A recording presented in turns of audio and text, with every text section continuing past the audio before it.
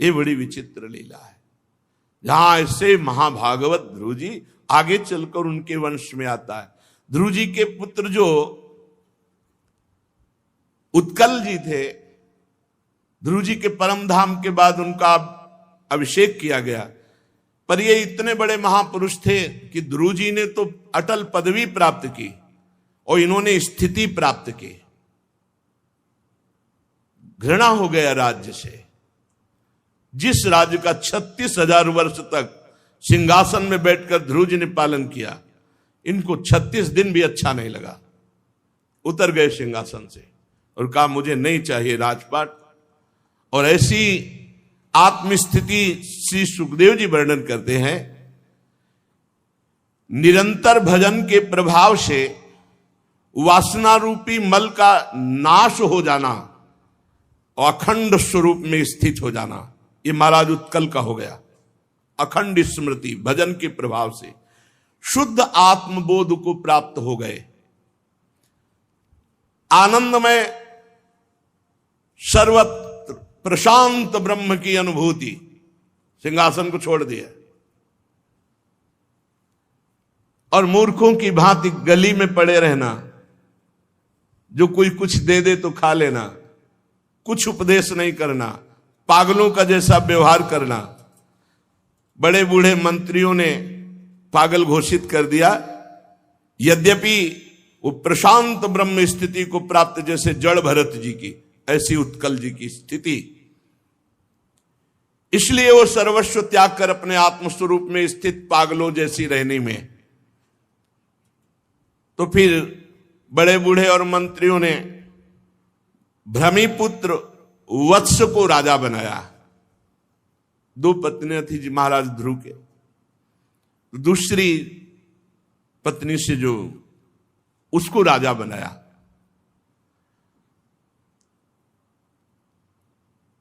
कई इनकी संतानें हुई। आगे चल करके उल्मुख नाम के राजा हुए, जिनसे पुष्करणी पत्नी से महाराज अंग, सुमना, ख्याति, क्रतु, अंगिरा, ये 6 पुत्र हुए। अंग जी की पत्नी का नाम सुनीता था। ये अधर्म पक्ष से आई हुई थी। इसी से क्रूर कर्मा, महान अपराधी, दुष्ट स्वभाव वेन का जन्म हुआ। पिता ध्रुव जी के वंश के और माता अधर्म के पक्ष की, तो पुत्र अधार्मिक हुआ। बड़ा ही दुष्ट, भगवान की निंदा करने वाला, धर्म विरुद्ध आचरण करने वाला। महाराज बड़े धर्मात्मा थे अंग जी। उन्होंने जब देखा, छोड़ दिया नगर और भजन के लिए निकल गए। ये समझेगा नहीं पुत्र। मुनियों ने जब देखा कि हमारे राज्य पर बड़ा दुष्ट वेन का अत्याचार हो रहा है, तब जाके हुंकार मात्र से उसे मार डाला, वेन को। फिर देखा कि अब राजा कौन बनेगा, तो उन्हीं की भुजाओं के मंथन से महाराज पृथु को प्रकट किया। विदुर जी ने पूछा, ब्रह्मन, महाराज अंग तो बड़े शील संपन्न, साधु स्वभाव और ब्रह्म ऋषियों की आराधना करने वाले थे, उनका पुत्र दुष्ट कैसे हो गया? पिता इतने बड़े धर्मात्मा, तो पुत्र कैसे दुष्ट हो गया?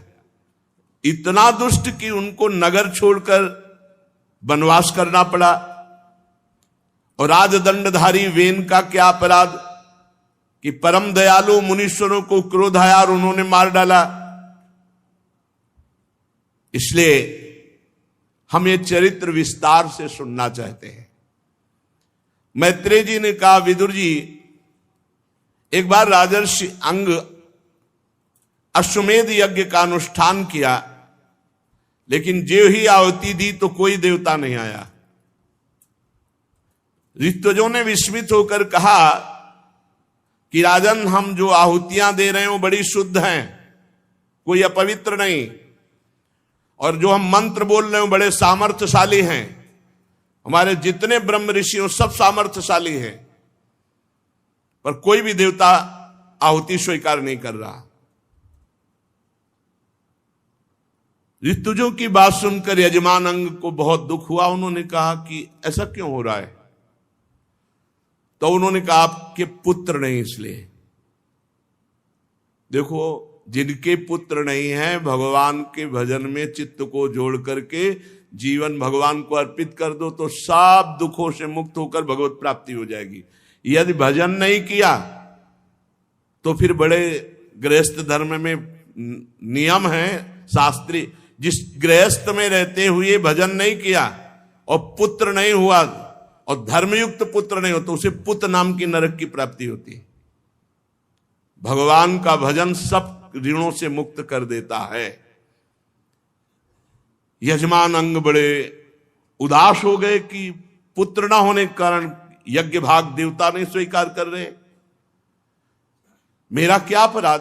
तो उनका इस जन्म का तो अपराध नहीं महाराज, लेकिन पूर्व जन्म का अपराध है जिसके कारण आपको पुत्र नहीं प्राप्त हुआ। तो उनका तो पूर्व जन्म के अपराध को नष्ट करने के लिए पहले यज्ञ करो तो हमारे पुत्र हो जाए, वो अपराध जो बाधा कर रहा है। तो उनका हाँ, यदि आप पुत्र की कामना से यज्ञेश्वर भगवान की आराधना करें तो अपराध भी नष्ट हो जाएगा, पुत्र भी प्राप्त हो जाएगा।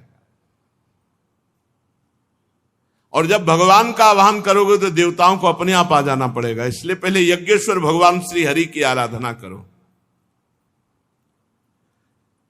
राजांग ने जैसा जैसा जजमान को प्रेरित किया गया पुरोहितों द्वारा, वैसा राजांग ने किया। जब यज्ञ पूर्ण होने का समय हुआ तो अग्नि कुंड से सोने का हार पहने हुए एक दिव्य पुरुष प्रकट हुआ, स्वर्ण पात्र में खीर लिए हुए, और उदार बुद्धि राजा अंग ने याजकों की अनुमति से वो खीर अपनी अंजलि में ली और सूंघ कर प्रसन्नता पूर्वक अपनी पत्नी को दी। अब वो पत्नी उस खीर को खाए, पर पत्नी जो थी वो अधर्म के वंश में उत्पन्न हुई, वृत्ति उनकी वही थी।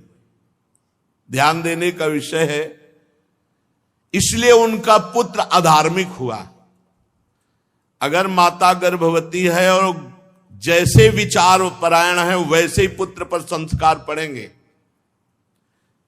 बड़ी अच्छी पद्धति से खीर प्रकट हुई यज्ञ से, परम पवित्र महाराज अंग। लेकिन सुनीता जी अधर्म की वंश में उत्पन्न हुई तो वो जो वृत्ति है उसी का प्रभाव पड़ा कि पुत्र बहुत ही दुष्ट स्वभाव का हुआ। पिता बहुत ही धर्मात्मा और पुत्र बहुत दुष्ट स्वभाव का। नाम रखा गया वेन। अब जब ये बड़ा हुआ तो अपनी अवस्था वाले बालकों को जहां खेलते देखता तो गला घोंट के मार डालता। अब राजा का पुत्र किसी का बस नहीं। थोड़ा और बड़ा हुआ तो वन में जाता, कोई मतलब नहीं, लेकिन सैकड़ों हजारों पशु पक्षी सबको मारता। इतना पाप बढ़ गया कि जिसको देखता उसके ऊपर टूट पड़ता राक्षस की तरह। लोग भागते कि वेन आया, वेन वेन आया, वेन ऐसा कह के भागते। बड़ा निर्दयी, पशुओं की भांति गला घोट कर मार देना। कोई भी सामने पड़ जाए थर थर कांपता था। वेन की ऐसी दुष्ट प्रकृति देखकर महाराज अंग ने बहुत तरह समझाया, पर जो दुष्ट स्वभाव का होता है वो सुधरता नहीं है। महाराज अंग को बड़ा दुख हुआ और वो कहने लगे, धन्य है वो गृहस्थ जिनके पुत्र नहीं है। अवश्य पूर्व जन्म में उन्होंने कोई बहुत बड़ा सुकृत किया होगा जिनके पुत्र नहीं है इस जन्म में। महाराज अंग कह रहे, ये कुपूत पैदा हुआ, इससे जो मेरी दुर्गति हो रही है, मैं उनको धन्यवाद देता हूं उन गृहस्थों को जिनके पास पुत्र नहीं, वो बड़े पुण्यात्मा है, क्योंकि भगवान श्री हरि का भजन करके भगवान की प्राप्ति कर लेंगे। जिसके यहां कुपूत पैदा होता है तो माता पिता पितर सब नरक पहुंच जाते हैं, अधर्म का भागी होना पड़ता है। ओहो, ऐसी चिंता मेरे को मिली है जिसके दुख का अंत नहीं दिखाई पड़ रहा। पूरा राज्य है, ऐसा दुष्ट पुत्र है, पूरी प्रजा को मार रहा है। पर बढ़िया हुआ, भगवान ने कुपूत दिया तो मुझे वैराग्य हुआ। आज मैं अभी संसार को, राज्य पाट को, घर परिवार को छोड़कर भगवान की आराधना के लिए वन को जाता हूं। और ऐसा सोचकर रात में उठे और गृहस्थी से विरक्त होकर के वनवास में निरंतर भगवान का भजन करते हुए शरीर छोड़कर भगवान को प्राप्त हुए। अब प्रजाजनों ने देखा कि महाराज चले गए, तो यद्यपि ये ठीक नहीं था कि ऐसे दुष्ट को राजा बनाए, पर अधिकारी यही था। बहुत खोजा महाराज को लेकिन नहीं पाया। मुनियों को बुलाया गया। मुनियों ने देखा ये तो बहुत उच्छृंखल और दुष्ट स्वभाव का है, पर माता सुनीता बार बार कह रही थी राजा हमारा ही पुत्र बनेगा। तो वेन को चक्रवर्ती सम्राट पर अभिषिक्त कर दिया गया। अब वेन वैसे ही पहले दुष्ट था, चक्रवर्ती सम्राट, 8 लोकपालों की ऐश्वर्य कला उसमें प्रकट हो गई। राजा में भागवतिक शक्ति आ जाती है। अब तो अभिमान वसु बड़े बड़े महापुरुषों का भी अपमान करने लगा। हाथी पर सवार होकर निकलता, रौंदता हुआ, जिधर जाता सर्वत्र हाहाकार मच जाता। राजा आदेश कर दिया हमारे राज्य में कोई भी यज्ञ, दान, नाम, कीर्तन, कथा, वार्ता, हवा नगर करेगा तो उसे मृत्यु दंड दिया जाएगा। सारे धर्म कर्म सब बंद करवा दिए। जब ये ऐलान सुना तो ऋषि मुनि सब एकत्र हुए और कहा ये तो बहुत बड़ा संसार पर संकट आ गया। कोई धर्म भी नहीं, कोई भगवान नाम नहीं, कोई, ये तो ठीक नहीं। अब क्या करें? एक और प्रजा को संभालने के लिए राजा की आवश्यकता, दूसरी ओर राजा ऐसा दुष्ट है। सुनीता की कोख से उत्पन्न हुआ वेन हाहाकार मचा दिया, स्वभाव से दुष्ट। ऋषियों ने अपने अपने क्रोध को दबाया। यद्यपि ऐसा बहुत कष्ट हो रहा था कि उस दुराचारी के सामने जाकर हाथ जोड़कर विनय करके समझाना, पर सबने संकल्प किया ऋषियों ने कि पहले तो समझाएंगे, अगर नहीं समझेगा तो मार डालेंगे। देखो, ऐसा न समझे कि संत महात्माओं का देश पर समर्पण करने का अधिकार नहीं। जब देखा, जब कहीं भी कि देश पर संकट, तो इनका बल है मंत्र बल, तपस्या बल, भजन बल, उसका प्रयोग किए। मुनि लोग गए, वेन को नमस्कार। वेन कोई उतर के नमस्कार अर्घपात कुछ नहीं, वो तो दुष्ट स्वभाव का। महाराज आपकी आयु, श्री बल, कीर्ति की वृद्धि हो। हाँ बोलो। जब मनुष्य मनवाणी, शरीर और बुद्धि से धर्म का आचरण करता तभी सुख प्राप्त करता है। आपने सब बंद करवा दिया। ऋषियों ने कहा वो शोक रहित लोगों को या परम पद को, मोक्ष को तभी प्राप्त होता है जब धर्म से चलता है, भजन करता है, भगवद आराधना करता है। इसलिए वीरवर, संपूर्ण प्रजा का कल्याण धर्म से होता है और आपने धर्म को बंद करा दिया। धर्म नष्ट हो जाएगा तो प्रजा नष्ट हो जाएगी, प्रजा नष्ट हो जाएगा तो राजा ऐश्वर्य भ्रष्ट होकर नरक को जाता है। जो राजा दुष्ट मंत्री, चोर आदि से अपनी प्रजा की रक्षा नहीं करता, न्याय के अनुसार ही कर लेना चाहिए, अधिक नहीं। अगर अधिक कर लेता है तो लोक परलोक दोनों जगह वो नष्ट हो जाता है। वर्णाश्रम धर्म का पालन, स्वधर्म का पालन, भगवान श्री हरि की आराधना, ये तो अत्यंत आवश्यक है। आप राजा हैं, आपसे भगवान बहुत प्रसन्न, तभी आपको राजा पद दिया। इसलिए आपको चाहिए कि सर्वभूत भावन भगवान श्री हरि की आराधना को आप न रोकें। भगवान ब्रह्मादि जगदीश्वरों के भी ईश्वर हैं, उनके प्रसन्न होने पर कोई वस्तु दुर्लभ नहीं रह जाती। देवराज इंद्र भी उनकी पूजा करते हैं। आप तो एक मनुष्य हैं।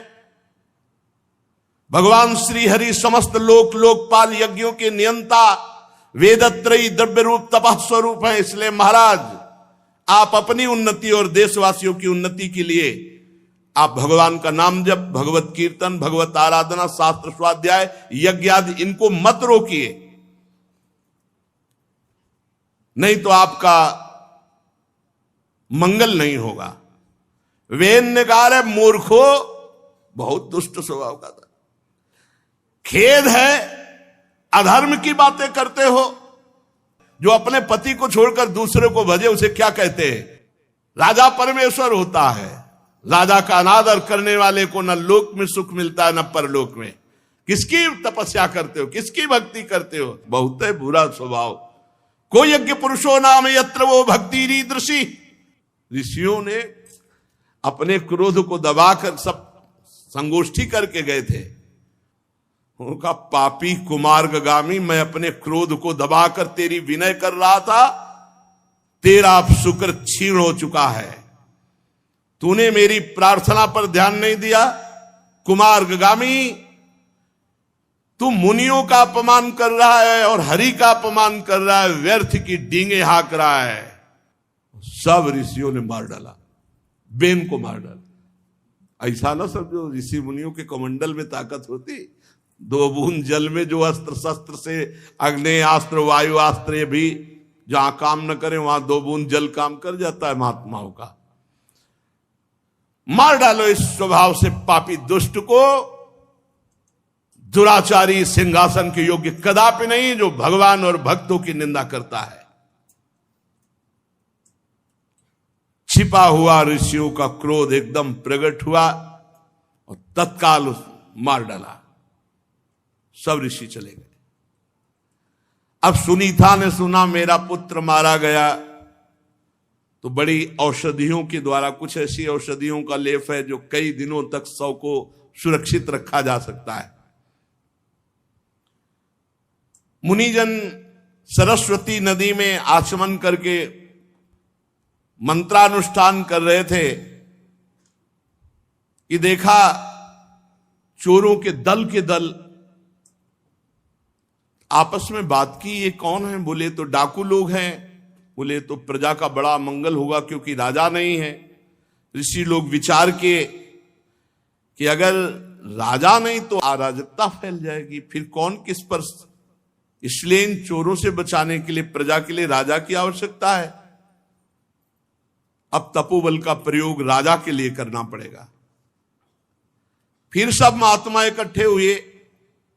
वेन का शरीर औषधियों से युक्त तो था ही, आकर बैठे सब आसपास घेर के, और उनकी जंघा पर वेन की मरी हुई जो सौ रखा हुआ, उसकी जंघा पर मंत्रों से मंथन किया तो एक काला पुरुष पैदा हुआ, जो भुजाएं मोटी, नाटा जांघें, टांगें छोटी छोटी, नाक चिपटी, नेत्र लाल, केस तांबे के जैसे।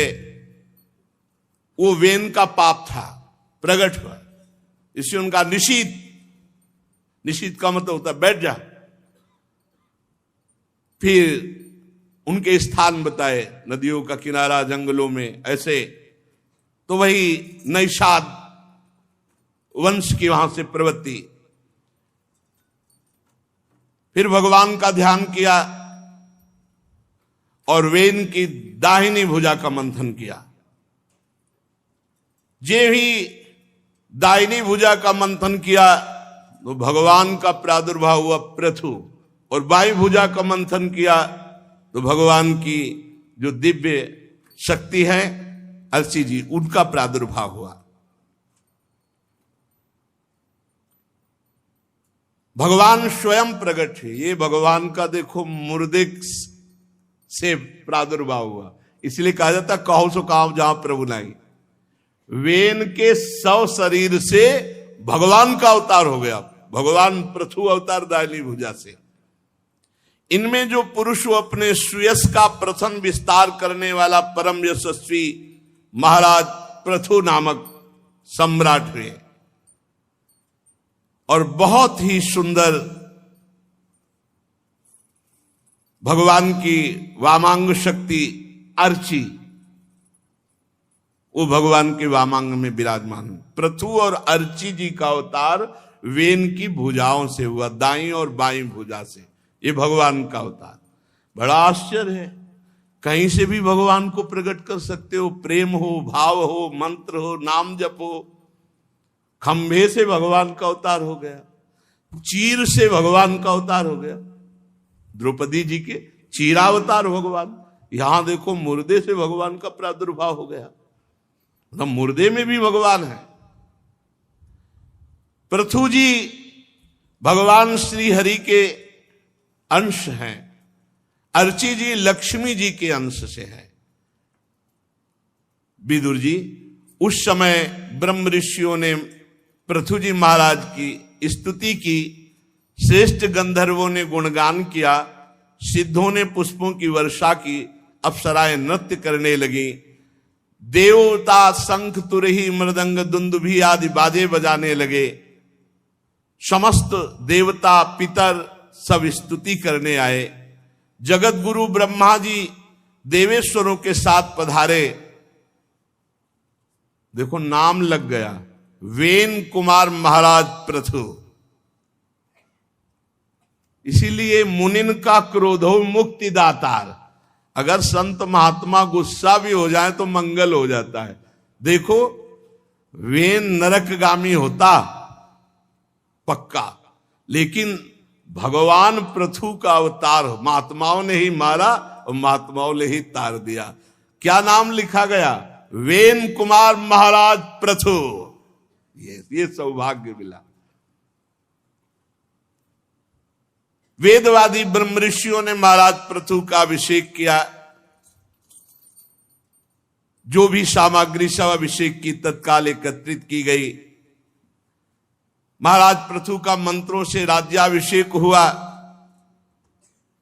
कुबेर ने बड़ा सुंदर सोने का सिंहासन दिया। वरुण जी ने चंद्रमा के समान श्वेत प्रकाश में छत्र दिया, जिसमें स्वयं में सुगंधित जल की फुहियां झरती रहती हैं। वायु भगवान ने 2 चंवर दिए। धर्म ने कीर्तिमयी माला, इंद्र ने मनोहर मुकुट, यमराज ने दमन करने वाला अपना ब्रह्म जो काल दंड है उससे एक दंड निकाल के दिया। ब्रह्मा ने वेद में कवच दिया। सरस्वती जी ने सुंदर हार, भगवान श्री हरि ने सुदर्शन चक्र और लक्ष्मी जी ने अविचल संपत्ति और रुद्र भगवान ने 10 चंद्राकार चिन्हों से युक्त कोष वाली तलवार, अंबिका जी ने 100 चंद्राकार चिन्हों वाली ढाल, चंद्रमा ने अमृत दिया, त्वष्टा ने सुंदर रथ दिया, अग्नि ने बकरे और गौ के सींगों का बना हुआ सुदृढ़ धनुष दिया, सूर्य ने तेजो में बाण दिया, पृथ्वी ने चरण स्पर्श मात्र से अभीष्ट स्थान पर पहुंचा देने वाली योगमयी पादुकाएं दी। पादुका पहन लो और संकल्प करो वहीं पहुंच जाओगे। ऐसी योगमयी पादुकाएं पृथु जी को दी कि पादुका पहना और सोचा अमुक जगह तो वहां पहुंच गए बिना विमान किसी वाहन के। आकाश के अभिमानी देव देवता ने ऐसे फूलों की माला दी जो कभी कुम्हलाएगी ही नहीं। आकाश विहारी सिद्धों ने अंतर्धान होने की शक्ति दी कि आप जहां चाहो अंतर्धान हो सकते हो। ऋषियों ने आशीर्वाद दिया। समुद्र ने उत्पन्न हुए शंख और 7 समुद्र में कहीं भी जा सकते हो ऐसी सामर्थ्य दी। समुद्र में कहीं भी जा सकते हो। पर्वत और नदियों ने यह उपहार दिया कि आपका रथ घुमाना नहीं पड़ेगा, हम रास्ता दे देंगे, चाहे नदी हो चाहे पर्वत हो। और समुद्र ने तो 7 समुद्रों ने कहा जहां चाहो आप घूम सकते हो। अब जब बंदीजन स्तुति करने को हाथ जोड़कर सामने आए तो पृथु जी ने कहा अभी स्तुति नहीं, क्योंकि मैंने कोई गुण ही नहीं प्रकट किया तो स्तुति किस बात की। जब तक गुण ना प्रकट हो तब तक स्तुति क्या। इसलिए सूत मागत बंदीजन कोई भी मेरी स्तुति नहीं करेगा, क्योंकि ये मैं स्तुति नहीं उपहास समझूंगा, क्योंकि अभी तक मैंने कोई गुण प्रकट नहीं किया। महाराज पृथु इस प्रकार जब सूत और गायक लोगों को कहा तो वो लोग बड़े प्रसन्न हुए, शांत हुए। पर ऋषियों ने कहा कि मैं जैसा आदेश कर रहा हूं ऐसा स्थिति करो, मैं आगे भविष्य देख के कह रहा हूं। तो ऋषियों के कथनानुसार सूतमागध बंदी जनों ने स्तुति की कि महाराज वेन के मृतक शरीर से आपका अवतार हुआ है तो ब्रह्मादि की बुद्धि भी चकरा जाती है, ऐसे आप महान हैं। हे धर्मधारियों में श्रेष्ठ महाराज पृथु, आप भगवान के अवतार हैं और धर्म मर्यादा की रक्षा के लिए, विरोधियों को दंड देने के लिए आप प्रकट हुए हैं। बहुत प्रकार से महाराज पृथु की स्तुति की। तीनों गुण के अधिष्ठाता निर्विकार साक्षात नारायण ने ही पृथु के रूप में अवतार लिया है।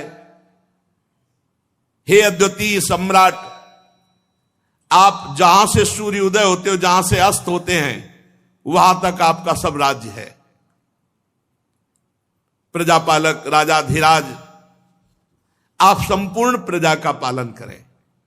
जब बंदीजनों ने महाराज की स्तुति की, प्रशंसा की, ब्राह्मण, सेवक, मंत्री, पुरोहित, पुरवासी, देशवासी, अन्य सब ने महाराज पृथु का सम्मान किया। महाराज ने देखा कि इस समय सब जौ, धान्य और खाद्य औषधियां सब पृथ्वी ने छुपा ली, क्योंकि वेन अत्याचार। जब पृथ्वी पे पाप बढ़ता है तो सब दिव्य औषधियां, दिव्य रस गुप्त होते चले जाते हैं। आप देख लो, जो अभी हम बचपन में जिनके आम के पेड़ भी नहीं होते थे, उनके घरों में भी 10-20 किलो आम आ जाते थे। किलोमीटरों में बगीचे आम के थे, एक भी पेड़ वो पुराने आम वाला नहीं रह गया। जो विशाल वृक्ष और जिनमें गाड़ी भर भर करके आम गिरते थे, वो नहीं रह गए, वो सूख गए। औषधियां, रसीले पदार्थ सब धीरे धीरे, जब पाप बढ़ता है तो पृथ्वी उसे चुरा लेती है। तो वेन के पाप के कारण पृथ्वी ने सब औषधि, अन्न, जौ, धान्य सब छुपा लिया। महाराज पृथु ने देखा राजा तो बन गए, लेकिन प्रजा पालन के लिए औषधि, अन्न, वस्तुएं। महाराज पृथु ने जब प्रजा का करुण क्रंदन सुना तो उन्होंने बहुत देर तक विचार किया और अंत में विचार किया कि पृथ्वी को दंड देना चाहिए, क्योंकि भगवान के अवतार है। ये अपने अंदर अन्न, रस, औषधि और सब खाने छुपा लिया है। धनुष उठाया, त्रिपुरनाशक भगवान शंकर के समान क्रोधित हुए और प्रत्यंचा खींचकर पृथ्वी को दंड देने के लिए पृथ्वी कांप उठी और गाय का रूप धारण करके आ गई। जैसे व्याध का पीछा, जैसे व्याध हरणी का पीछा कर, ऐसे ही महाराज पृथु गौ का रूप धारण किए हुए पृथ्वी के पीछे, गौ भागने लगी। जहां भी भाग कर जाने की कोशिश करती, वही धनुष बाण लिए खड़े महाराज पृथु। जब गौ ने देखा कि कोई मुझे नहीं बचा सकता महाराज पृथु से, क्योंकि बचाने वाले स्वयं भगवान है और भगवान ही पृथु जी है, तो पृथु जी से कहने लगी कि देखो इसमें मेरा कोई दोष नहीं। गौ ने कहा, बहुत ध्यान से सुनो, जब कोई हमारे ऊपर पापाचरण करने लगता है तो हम सब अच्छी अच्छी वस्तुएं छुपा लेती है। तुम प्राणियों की रक्षा करना चाहते हो, मुझे मत मारो। धर्म का अनुष्ठान करने वाले, आप मुझे मत मारो। आप नहीं मार सकते, आप भय भर दिखा रहे हैं, क्योंकि यदि कोई अपराध भी बन जाए तो सहसा किसी का वध नहीं किया जाता। आप तो करुणावत्सल, दीनवत्सल हैं। अगर मेरा वध किया तो आप समझ लो सारी प्रजा मेरे ही ऊपर है। अगर जैसे नौका डगमगा जाए तो फिर पूरी डूब जाएगी, अगर मैं डगमगा गई तो पूरी प्रजा चली जाएगी। इसलिए आप वैसे भी मुझे नहीं मार सकते। महाराज पृथु ने कहा, मारना तो मैं भी नहीं चाहता, लेकिन मेरी प्रजा का पालन अन्न से होगा और तूने अन्न छुपा लिया है। वैसे तो यज्ञ में तेरा भी भाग, लेकिन बदले में तो मुझे अन्न, औषधि, रस नहीं देगी, तो मैं तो तुम्हें दंड दूंगा। हरी हरी घास खा जाए और दूध देने के समय यदि लात मारे तो फिर क्या ये दुष्टता नहीं है? क्या दंड नहीं देना चाहिए? फिर अनुचित है ऐसा। तुम नासमझ हो, अन्न रस औषधि सब अपने में छुपा लिया, प्रजा का पालन कैसे होगा? मैं अपनी प्रजा का क्रंदन नहीं देख सकता। वो दुष्ट राजा जो अपनी प्रजा का पोषण नहीं करता और नरक का भागी होता है। और तुम इस समय बड़ी गर्वीली हो, सब कुछ छुपा लिया। मैं अपने योग बल से पृथ्वी को धारण करूंगा, तुम्हारी जरूरत नहीं पड़ेगी। पृथ्वी, मैं अपने योग बल से पृथ्वी नवीन उत्पन्न करूंगा और उस पर प्रजा को धारण करूंगा और तुम्हें दंड दूंगा। महाराज पृथु को जब इस तरह क्रोधित देखा तो पृथ्वी जी ने कहा कि आप गुस्सा मत हो, आपको सामग्री चाहिए तो अब देखो मैं गौ रूप धारण किए हुई हूं, बछड़ा बनना पड़ेगा, जो चाहो वो दूह लो हमसे। अजितेंद्रिय और पापात्मा पुरुषों के लिए मैं सब कुछ छुपा लेती हूं, लेकिन जो भगवान के भक्त है, जो धर्म का पालन करते हैं, उनके लिए मैं कुछ छुपाऊंगी थोड़ी। आप प्रसन्न होइए। महाराज पृथु जी ने इस बात का आदर किया। हां, ये बात तुम्हारी ठीक है। जितने भी रस, जितने भी जौ धान्य औषधियां, अब उनको हमें निकालना है। पृथ्वी का गौ रूप में होना तो फिर मुझे बछड़ा रूप होना, और दोहन पात्र और सारी वस्तुएं पृथ्वी से निकालना, यही अभीष्ट होगा। और राजन, पृथ्वी ने कहा, राजन मैंने अपनी समतल भूमि को भी छुपा लिया, उबड़ खाबड़ कर दिया, ऊसर भूमि कर दिया है। ये होता चला जाएगा, उपजाऊ भूमि नष्ट होती चले। जैसे जैसे पाप बढ़ेगा वैसे वैसे रसदायी फल अंतर्ध्यान हो जाएंगे, औषधियां अंतर्ध्यान हो जाएंगी, अन्न कम होने लगेगा और भूमि उपजाऊ नहीं होने की। ये भूमि सजीव चैतन्य घन है, कोई जड़ नहीं है। पृथ्वी के कहे हुए बात पर महाराज प्रार्थना की पृथु जी ने कि सबसे बढ़िया बछड़ा महाराज मनु जी। महाराज मनु जी को बछड़ा बनाया और अपने हाथ से पृथ्वी का दोहन किया। सब प्रकार के अन्न, जितने अन्न है वो सब प्रकार के अन्न, और वसुंधरा से जितनी जितनी चीजें उन्होंने संकल्प की वो सब प्रकाशित। रत्नों की खान, अमृतमयी औषधियां, अमृतमय अन्न, फल सब प्रकट हो गए। फिर पृथु जी ने बृहस्पति जी को बछड़ा बनाया और वैदिक सिद्धांत, मनवाणी को वश में करने की शक्ति, ये सब वेद रूपी पवित्र दूध दुहा। फिर देवताओं ने इंद्र को बछड़ा बनाया और अमृत, वीर्य, ओज, शारीरिक बल ये प्राप्त किया। फिर प्रहलाद जी को बछड़ा बनाया और उससे आशव रूपी दूध दुहा। गंधर्व अप्सराओं ने विश्वावसु को बछड़ा बनाया, कमल रूप पात्र में संगीत, माधुर्य, सौंदर्य दुहा। पितृगण आर्यमा ने पितृश्वर को बछड़ा बनाया और श्राद्ध पूर्वक काव्य, जो पितरों को अन्न अर्पित किया जाता है, वो दुहा। कपिल देव जी को बछड़ा बनाकर आकाश रूपी पात्र में अणिमादि सिद्धियां और विद्याधरों ने आकाश गमन आदि विद्याओं को दुहा। फिर मैदानों को बछड़ा बनाकर अंतर्ध्यान होना, विचित्र रूप धारण कर लेना, संकल्पमयी स्थिति प्रकट कर देना, ये दुहा। इस प्रकार भूतनाथ रुद्र को बछड़ा बनाकर कपाल रूपी पात्र में रुद्रासो रूप दुग्ध दुहा। फिर फन वाले सांप, बिना फन वाले सांप, नाग और बिच्छू विषैले जंतुओं ने तक्षक को बछड़ा बनाकर विष रूपी दूध दुहा। पशुओं ने नंदकेश्वर को बछड़ा बनाकर खूब तृण, घास आदि रूप दूध दुहा।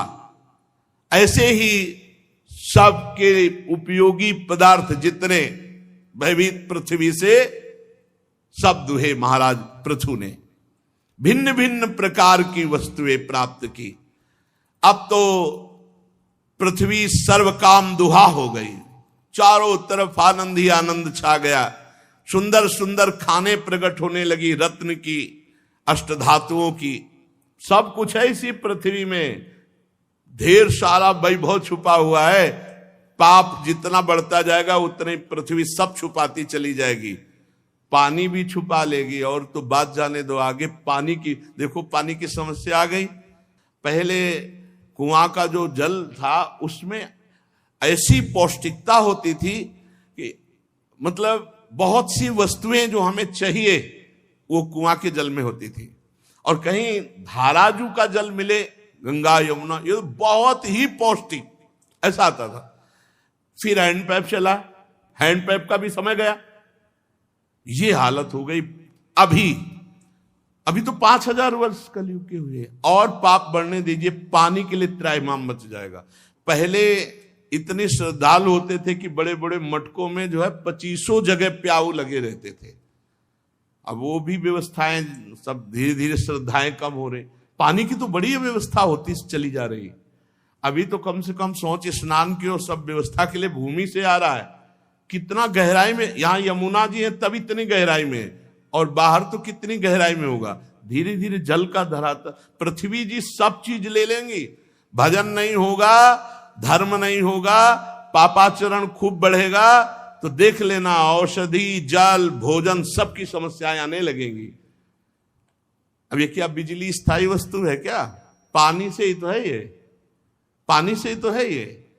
कई ऐसे बड़े बड़े झीलें सूख गई, बड़ी बड़ी झीलें सूख गई, पानी की बड़ी व्यवस्था हो जाएगी।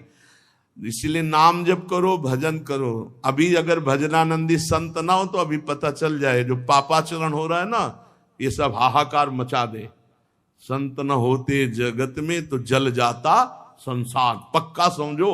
अभी जो नाम जप चल रहा है, कीर्तन चल रहा है, लाखों भगत है, लाखों भक्त है। अभी ऐसा नहीं, लाखों भक्त है, नाम कीर्तन बहुत ईमानदारी से भजन कर रहे हैं। उसी का प्रभाव है कि आनंद में जीवन, नहीं तो ये पृथ्वी जी सब चीज अपहरण कर लेंगी। फिर महाराज पृथु जी ने 100 अश्वमेध यज्ञ की दीक्षा ली और 100 अश्वमेध यज्ञ करने वाला इंद्र पद का अधिकारी हो जाता है। इंद्र को बड़ी चिंता हुई कि इंद्रासन गया। 100 अश्वमेध यज्ञ का संकल्प लिया महाराज पृथु ने। अब तो यज्ञ महोत्सव को देवराज इंद्र सहन नहीं कर पाया। अगर 100 पूरा हो गया तो इंद्र पद गया, और ये पता नहीं है कि भगवान है। अभी प्रार्थना की थी तो तुम्हारे इंद्र पद को कह लेंगे, वो तो खुद है सर्वलोक महेश्वर। महाराज पृथु यज्ञ में सबके अंतरात्मा सर्वलोक पूज्येश्वर जगदीश्वर भगवान श्री हरि का साक्षात प्रादुर्भाव किया। मंत्रों में बड़ी सामर्थ्य है। ये जैसे निकुंज के मंत्र मिले हैं ना, ये सब प्रियालाल को साक्षात प्रकट करने वाले हैं, पर धरे हैं। जब तो नहीं रहे ना तो किस काम में आवे।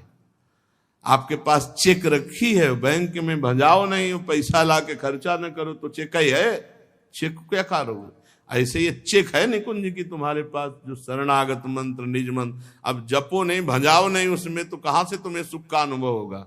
देखो शरणागत मंत्र मिला है, नाम मिला है, निज मंत्र मिला है, अरबों की चेक है, फुटपाथ में रुपया मांगते घूम रहे, वो दुर्दशा है। मंत्र बल से भगवान श्री हरि को यज्ञ में प्रकट किया महाराज पृथु ने।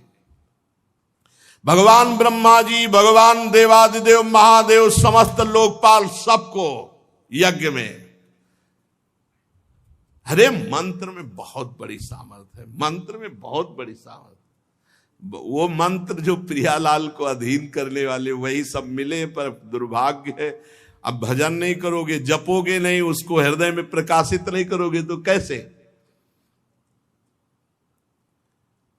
महाराज पृथु एकमात्र भगवान श्री हरि की कृपा का लक्ष्य रख करके यज्ञ कर रहे थे। बड़ा उत्कर्ष हुआ। देवराज इंद्र को बहुत घबराहट पैदा हुई कि यज्ञ में विघ्न डालना चाहिए, नहीं अगर ये पूरी यज्ञ हो गई तो ये इंद्र पद ले लेंगे, उसको यही डर बना रहता है। प्राय अगर कोई सही ढंग से जहां भजन शुरू करता है बस वो परेशान हो, देवराज इंद्र परेशान हो जाते हैं, कहीं हमारा पद न ले ले, बहुत प्यारा है इंद्र पद, उसको वो भेजता रहता है।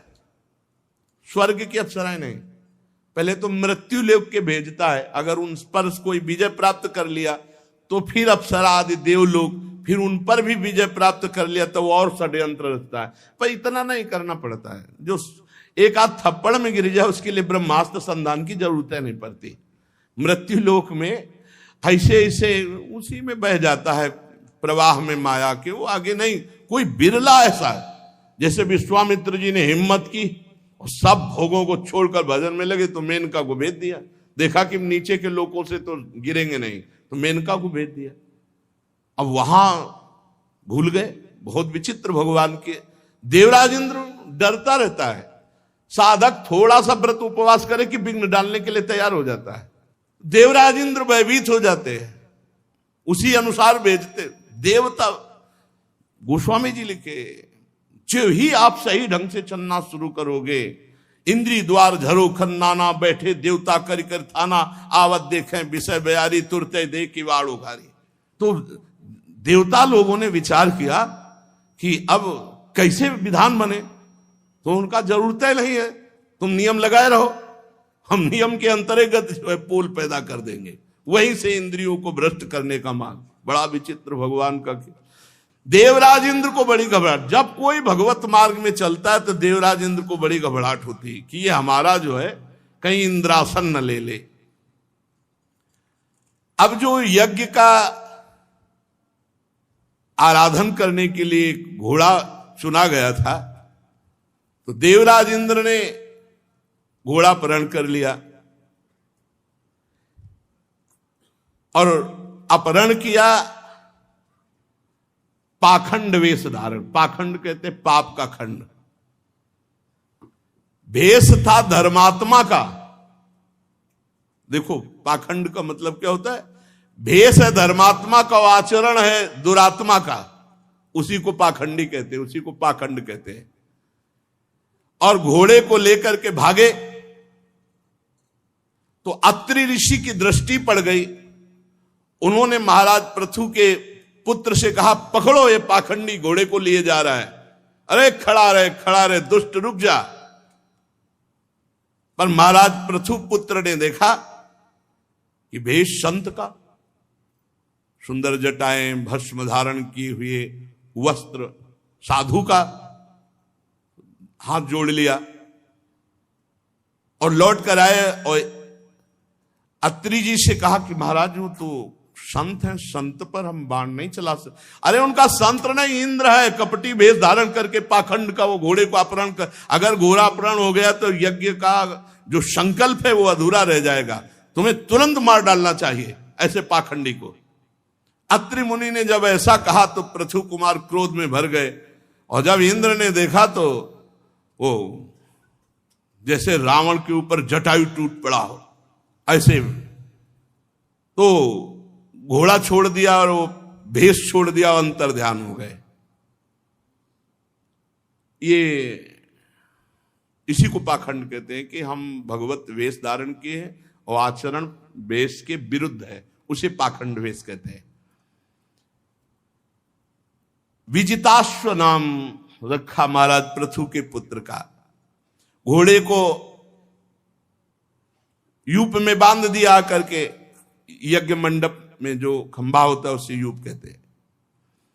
अब फिर इंद्र को चैन नहीं पड़ा तो आकर घोर अंधकार फैला दिया और छिप करके सोने की जंजीर में बंधे हुए घोड़े को फिर अत्रि मुनि ने दिव्य दृष्टि से फिर देखा और कहा, महाराज ये फिर घोड़ा ले।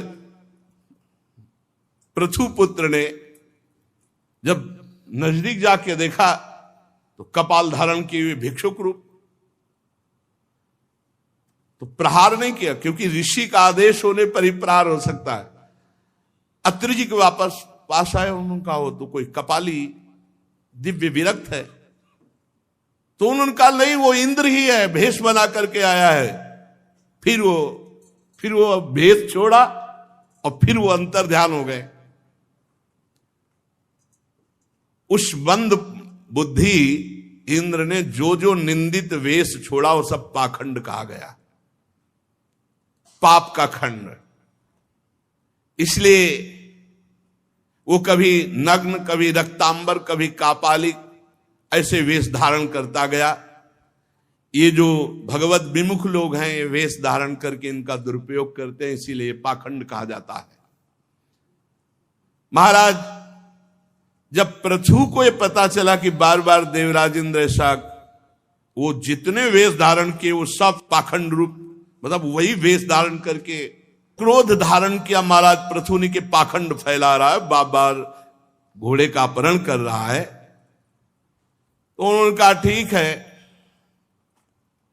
चलो तैयार करो यज्ञ, इसी इंद्र का पहले वध करते हैं।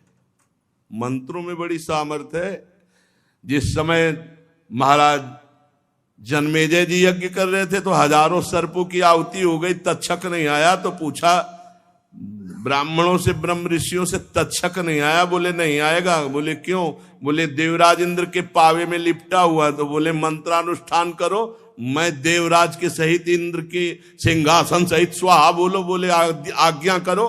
संकल्प लिया और जे ही मंत्र उच्चारण किया तो देवराज इंद्र तो कूद गए, पर इंद्रासन सहित तक्षक चीखता हुआ आकाश में आ गया। उसी को वो आस्तिक मुनि ने दान में ले लिया, इसलिए वो बच गया। मंत्रों में बड़ी सामर्थ्य पहले थी, अब भी है, लेकिन उनको जागृत करना मुश्किल। बहुत बार इस इंद्र को रोका गया लेकिन समझा नहीं दे, इसके वध की तैयारी करो।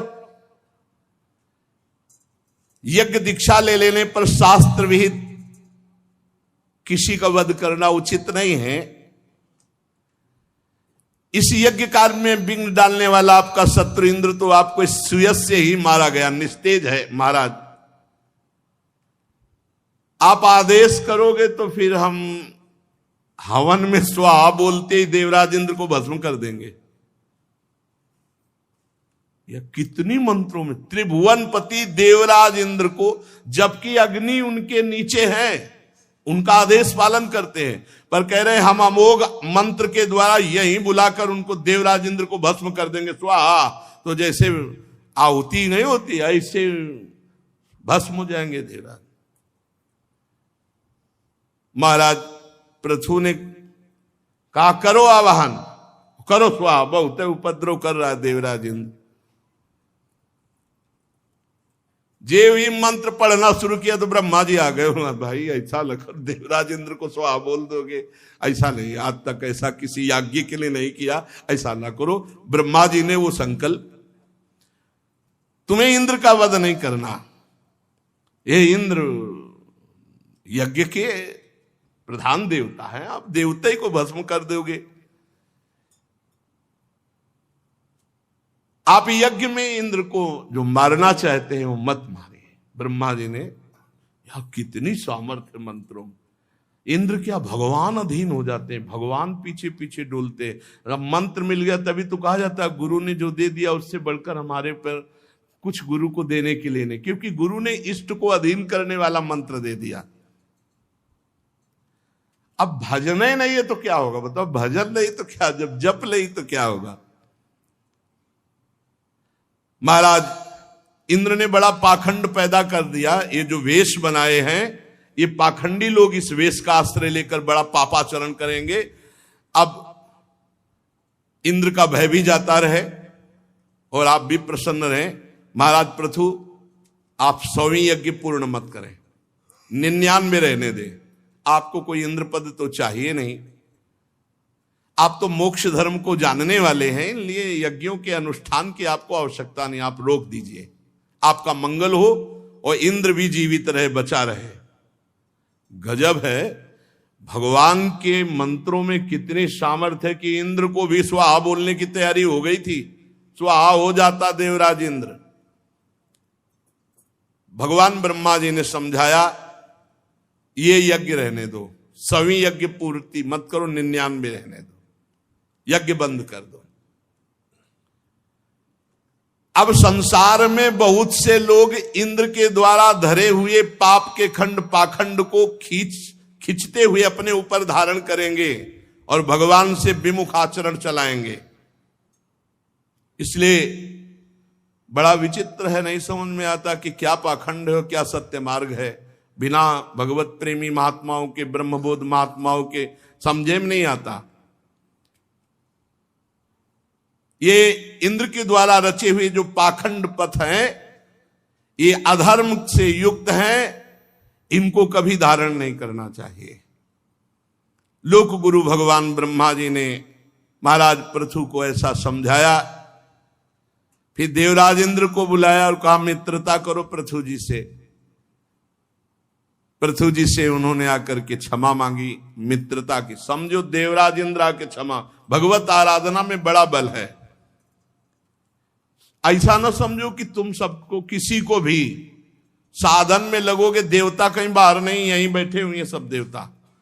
अगर नाम जप है, भगवान के आश्रित हो तो कोई नहीं बिगाड़ सकता। नहीं तो बहुत है नौटंकी नाटक माया के हैं, ऐसी जगह फंसा देते, निकलना मुश्किल है। हर समय नाम पहारू दिवस निशि। हमारी प्रार्थना मान लो, हमारा सत्संग का प्रारंभ मध्य अंत, हर प्रश्न का उत्तर प्रारंभ मध्य अंत नाम है।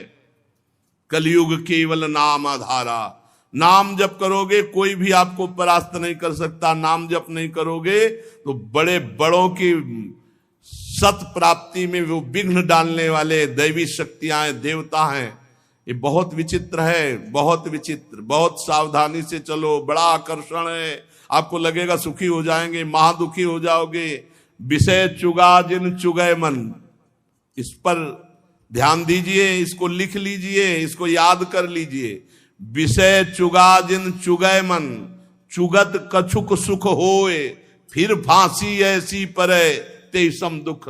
भगवत विमुख हो जाओगे, भगवान का मार्ग ढक जाएगा, फिर क्या जीवन का लाभ। ब्रह्मा जी ने देवराज इंद्र और महाराज पृथु से संधि करा ली। महाराज ने सबको खूब दान मान से संतुष्ट किया। जब ब्रह्मा जी की बात मान गए कि अब हम 99 यज्ञ ही रहने देंगे, समा पूरा नहीं करेंगे, उसी समय भगवान प्रकट हो गए। और भगवान ने कहा कि तुमने ब्रह्मा जी की बात मान ली,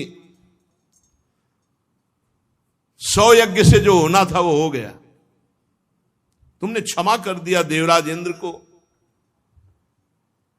जो किसी से द्रोह नहीं करता, सब में सद्बुद्धि सद्भावना करता है, मैं स्वयं बिना बुलाए प्रसन्न होकर प्रकट हो जाता हूं। सबसे बड़ी आराधना है किसी को भी मन वचन से दुख न पहुंचावे, किसी के साथ छल कपट न करे, भगवान का नाम जप करे, भगवान बिना बुलाए आ जाएंगे। भगवान कह रहे हैं माया मोहित जो जीव हैं वो नहीं समझते। बहुत दिनों तक ध्यान से सुनना, बड़े बड़े महापुरुष ज्ञानी जनों की सेवा का भी फल उनको केवल श्रम ही हाथ लगता है। जो छल कपट करते हैं, इस बात को पकड़ लो। ये कोई ना समझो कि महापुरुष की सेवा में है तो उद्देश्य क्या है उसका, छल कपट कर रहा है, कुछ हाथ नहीं लगेगा। यहां लिखा हुआ है यदि कोई माया मोहित होकर के छल कपट करता हुआ बहुत दिनों तक ज्ञानी महापुरुषों की सेवा करे तो केवल श्रम ही श्रम हाथ लगेगा। पुरुषा यदि मुह्यंती त्वादृशा देव मायया, श्रम एव परम जातो दीर्घया वृद्ध सेवया ज्ञान वृद्ध। यदि आप माया मोहित होकर छल कपट करते हुए ज्ञानी जनों की भी सेवा करो तो आपके हाथ में केवल श्रम ही श्रम लगेगा। अविद्या वासना कर्मों का पुतला है शरीर, इसको जो मैं मानता है, इसमें जो भोगों में सुख समझता है, वो ज्ञानवान पुरुषों के समीप भी रहते हुए लाभ नहीं ले पाएगा।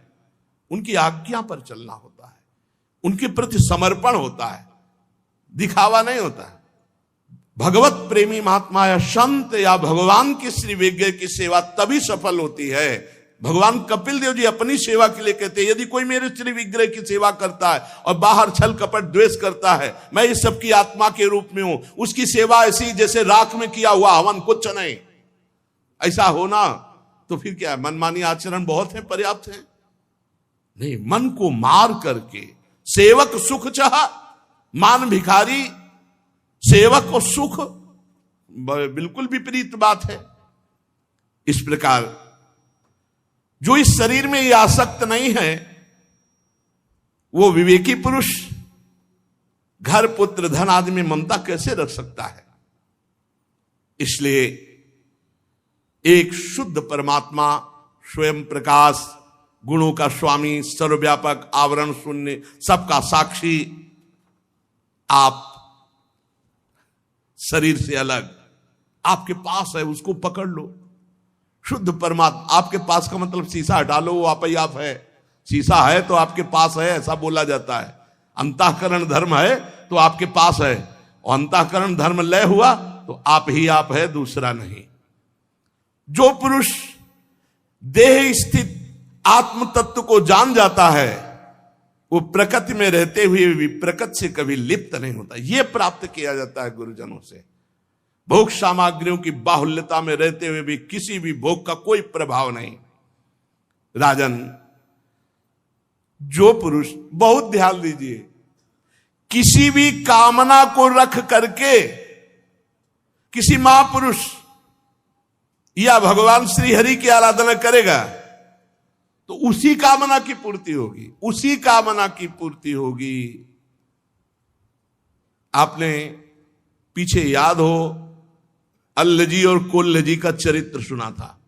पूर्व चरित्र में राजा के वैभव को देखकर वासना युक्त हो गए तो अगला जन्म राजकुमार के साथ ही वासना में, खेलों में, और फिर जाकर भजन जहां से छूटा था वहीं से। आप भगवान की आराधना या गुरु की आराधना करके चाह क्या रहे हैं? भोग मिलेगा, आपको मिलेगा, पक्का मिलेगा, लेकिन फल जो मिलना चाहिए वो नहीं मिलेगा। जो इच्छा करी हो मन माही, प्रभु प्रसाद कछ दुर्लभ नाही। इसीलिए संत सुध गुरुदेव की सेवा में कामनाओं के त्याग का भाव रखना। माना हमारे अंदर कामनाएं, लेकिन हम पूर्ति का उद्देश्य नहीं रखेंगे, उनकी त्याग का उद्देश्य रखेंगे। आज नहीं त्याग पा रहे तो हम कल त्याग देंगे, उनको त्यागेंगे। जो नित्य प्रति छल कपट त्याग कर श्रद्धा पूर्वक मेरी कथा सुनता है, मेरी आराधना करता है, मेरे भक्तों का संग करता है, उसका चित्त धीरे धीरे निष्काम हो जाता, शुद्ध हो जाता है। और जब चित्त शुद्ध हो जाता है तो तत्व ज्ञान की प्राप्ति स्वयं हो जाती है। फिर वो समता रूपी स्थिति में आकर परम शांत ब्रह्म कैवल्य मोक्ष को प्राप्त हो जाता है। यही है जीवन का परम लाभ। भगवान श्री हरि पृथु जी से कह रहे हैं, राजन, मनुष्य जीवन का परम लाभ है निर्लिप्त होकर स्वरूप में स्थित हो जाना, ब्रह्म पद में स्थित हो जाना। ये हर्ष शोक प्रदान करने वाले भोगों में नहीं। इसलिए वीरवर, तुम उत्तम मध्यम अधम इस भावना को त्यागो। सब में एक समान भगवान विराजमान है, और ऐसा सोचकर इंद्रियों को जीतो और निरंतर मेरी सानिध्य स्थिति का अनुभव करते हुए संपूर्ण लोक का शासन करो। तुम राजा हो, ये तुम्हारा राज्य पालन रूपी कर्तव्य मेरी पूजा होगा।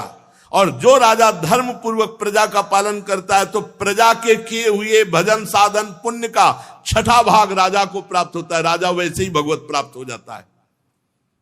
इसके विपरीत जो प्रजा के विपरीत कष्ट देता है, प्रजा की रक्षा नहीं करता, अधिक कर वसूल करता है, तो राजा का दुर्गति का कारण बनता है। प्रजा का पाप जाकर उसके ऊपर हावी हो जाता है, उसको दुर्गति कराता है।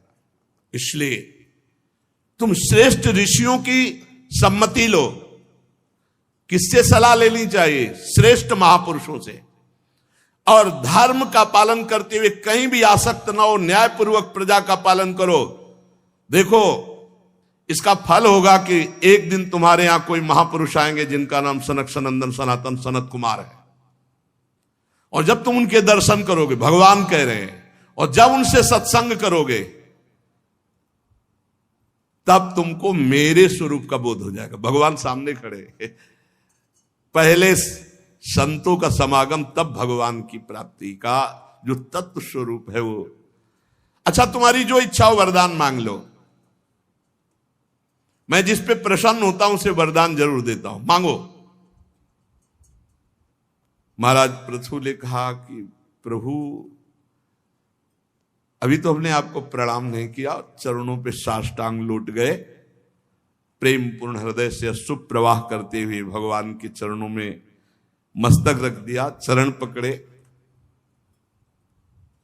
पृथु जी प्रभु से इशारा कर रहे कि अभी नेत्रों से जल अश्रु प्रवाह, अभी ठीक से देख नहीं पा रहा हूं, अभी जाना मत। भगवान खड़े रहे काफी देर, तो भाव में डूबे रहे। जब भाव से तो भगवान से दौड़कर आलिंगन कर लिया, फिर काफी देर आलिंगन किए रहे भगवान का। फिर जब स्वस्थ हुए तब हाथ जोड़ करके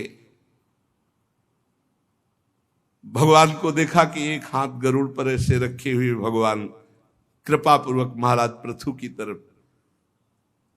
पृथु जी ने जो विनय की वो आगे वर्णन करेंगे, लेकिन